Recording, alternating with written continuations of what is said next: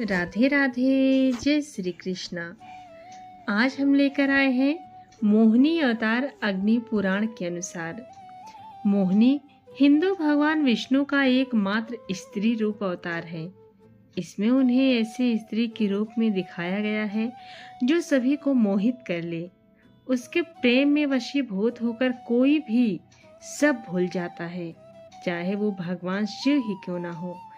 परंतु शिव तो सर्वव्यापी हैं, माया को पहचानते हैं, अतः वो भी माया के साथ खेल में सम्मिलित हो गए, जिससे दैत्यों को कोई शंका ना हो।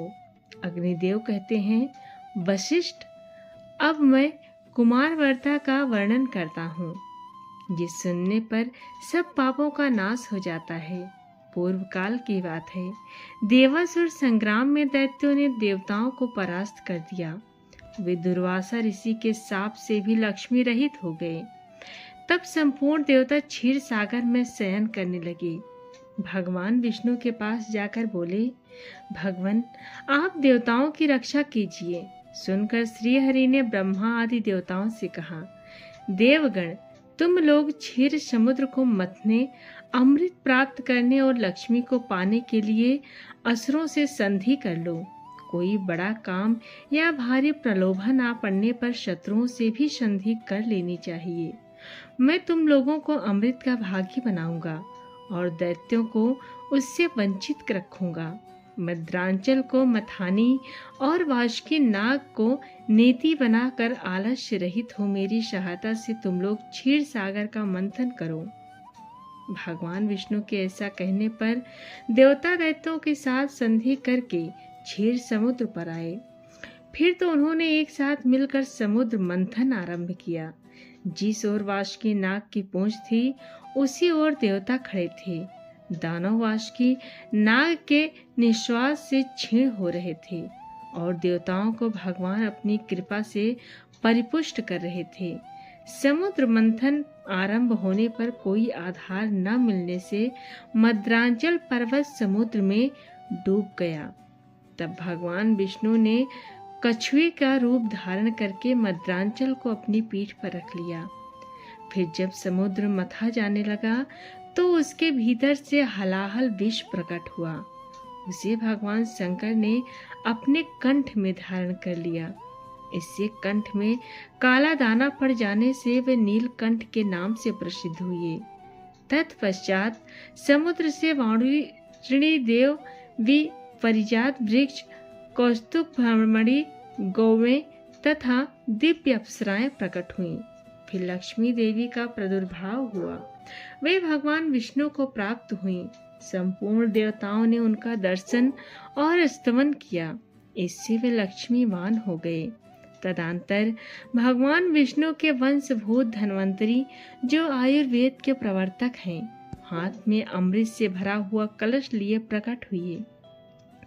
दैत्यों ने उनके हाथ से अमृत छीन लिया और उसमें से आधा देवताओं को देकर वे सब चलते बने। उनमें जंभ आदि दैत्य प्रधान थे। उन्हें जाते देख भगवान विष्णु ने स्त्री रूप धारण किया। उस रूपवती स्त्री को देखकर दैत्य मोहित हो गए और बोले, सुमुखी, तुम हमारी भार्या हो और ये अमृत लेकर हमें पिलाओ। बहुत अच्छा कहकर भगवान ने उनके हाथ से अमृत ले लिया और उसे देवताओं को पिला दिया। उस समय राहु चंद्रमा का रूप धारण करके अमृत पीने लगा। तब सूर्य और चंद्रमा ने उसके कपट वेश को प्रकट कर दिया। ये देख भगवान श्री हरि ने चक्र से उसका मस्तक काट डाला।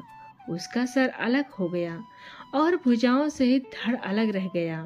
फिर भगवान को दया आ गई और उन्होंने राहु को अमर बना दिया। तब ग्रह स्वरूप राहु ने भगवान श्री हरि से कहा, इन सूर्य और चंद्रमा को मेरे द्वारा अनेकों बार ग्रहण लगेगा। उस समय संसार के लोग जो कुछ दान करें वो सब अक्षय हो। भगवान विष्णु ने तथास्तु कहकर संपूर्ण देवताओं के साथ राहु की बात का अनुमोदन किया।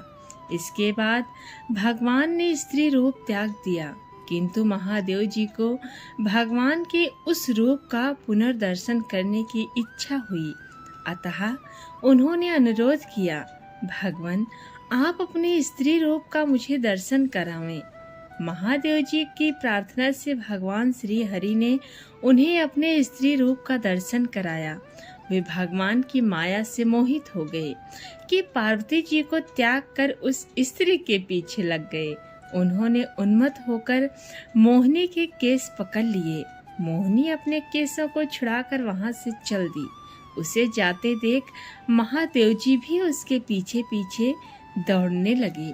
उस समय पृथ्वी पर जहाँ जहाँ भगवान शंकर का वीर गिरा, वहाँ वहाँ शिवलिंग का क्षेत्र यम सिमरण की खाने हो गईं। तत्पश्चात यह माया है ऐसा जानकर भगवान शंकर अपने स्वरूप में स्थित हुए। तब भगवान श्री हरि ने प्रकट होकर शिव जी से कहा, रुद्र, तुमने मेरी माया को जीत लिया है। पृथ्वी पर तुम्हारे अतिरिक्त दूसरा कोई ऐसा पुरुष नहीं जो मेरी इस माया को जीत सके। भगवान के प्रयत्न से दैत्यों को अमृत नहीं मिलने पाया, अतः देवताओं के उन्हें युद्ध में मार गिराया। फिर देवता स्वर्ग में विराजमान हुए और दैत्य लोग पाताल में रहने लगे। जो मनुष्य देवताओं की इस विजय गाथा का पाठ करता है वो स्वर्ग लोक में जाता है। तो ये रही दोस्तों भगवान विष्णु के मोहिनी अवतार की कथा।